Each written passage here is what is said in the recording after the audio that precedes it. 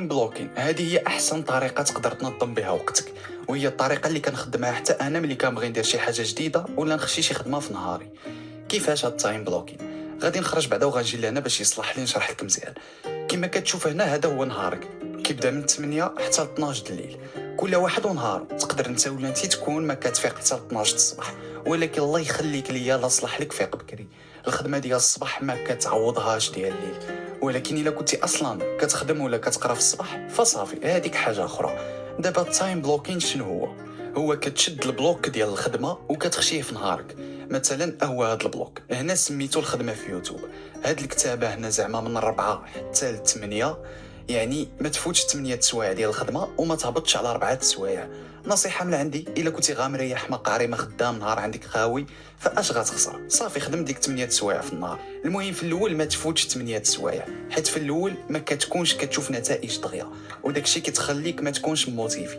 فإلا خدمتي اكثر من 8 سوايع في نهارك كتفقد القوه ديالك وكتفشل دغيا. اذا اللي غدير دابا بهذا البلوك بهذه الصندوقه هذه، غادي تشد وغتخشيها في شي بلاصه في نهارك، يا اما هنا مع 8، يا اما مع 10، مع 12، الوحده 8 د العشيه. المهم هاد 4 سوايع عادي ولا 6 8 غتشدها وغتحطها في شي بلاصه، فحال من 8 حتى ل 12 ولا من 8 حتى ل 2.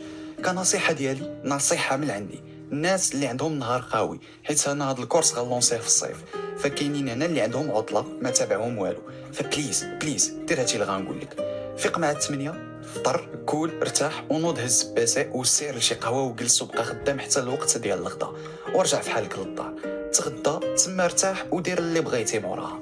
حيت هي هذيك غتفيق مع 8، غتبدا الخدمه مع 9، غتسالي مع ديك 2 ونص الوقت ديال الغدا، وغتكون خدمتي ديك 5 6 7 سوايع ديالك كافياك ومتكافياك. غتقول لي الصيف باغي نصبح ناعس، اش غتستافد من النعاس صاحبي؟ كضر صحتك وكطيح لراسك المورال على خلاها. ولكن حيت عارف بلي واخا نعيا ما نهضر، كاين اللي غيدير اللي في راسو وصافي، فدير اللي بغيتي، شغلك هذاك. انا عطيتك نصيحه ديال فوقاش تخدم، بغيتي تبدا معطل بدا معطل. ومره في السيمانه، مره في السيمانه ضروري خاصك تاخذ الراحه، خاصك مره في السيمانه ما تشوفش كاع في بيسي، سير للبحر ضرب لك شي دوره، جلس مع صحابك في قهوه، جلس مع عائلتك، المهم تما تا ولا انت شوف شنو غيسلكك وديرو وصافي.